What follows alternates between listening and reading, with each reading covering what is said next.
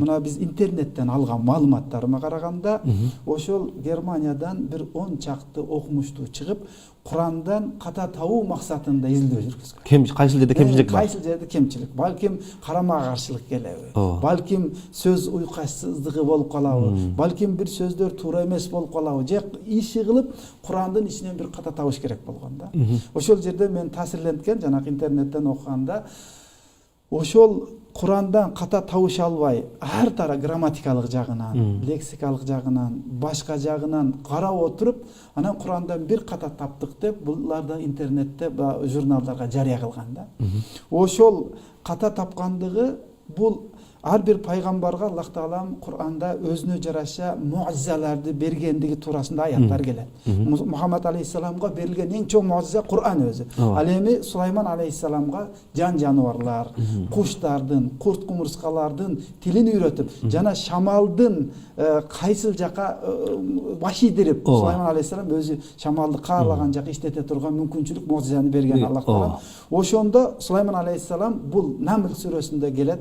Сулайман алейхиссалам өзүнүн аскердик жүрүшүндө куштар, жиндер, адамдардан болгон аскерлик жүрүштөрдү кылып кетип атканда бир кумурскалуу өрөөнгө келди дейт. Аллах Таалам Намл сүрөсүндө айтат: "Хатта иза атау ала вадин намли қалат намлату я айюхан намлу духулу масакинакум ла яхтиманнакум Сулайман ва жунудуху амна яшурун."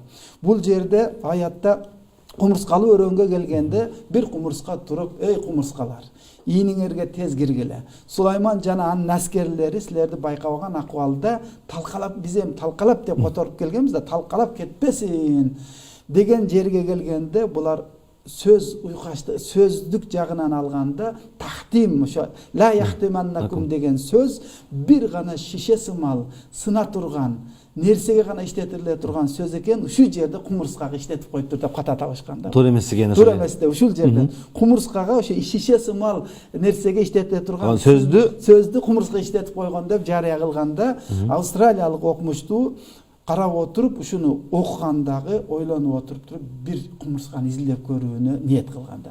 Кумурсканы изилдеп көрсө, Кудайдын кудурети 20-75% шишеден экен да. Өлгөндө да пырт жетип сынып өлөт экен, өлгөндөн да чирибей жерде мындай жылтырап жата берет экен да. Ошол жерде өзүн кармап турууга күчү жетпептир, дароо исламга киришке Курандын аркасынан түшкө мажбур болуптур да. Куран ушундай жагынан илим, билим, азыркы техника өнүккөн маалда дагы бардык адамдар бир жаңылыштарды, ачылыштарды ачкан болсо дагы, алар келип түгү Курандан чыгып калып, канчалаган адамдарды таң калтырып, өзүнүн муъжиза деген атын дагы даңазалап берет. Муъжиза адамдарды таң калтыруучу, ажыз калтыруучу, өзүнүн күчсүз, алсыз экендиги. Алсыз адамдарды өзүнөн алсыз калтыруучу китеп бул Куран.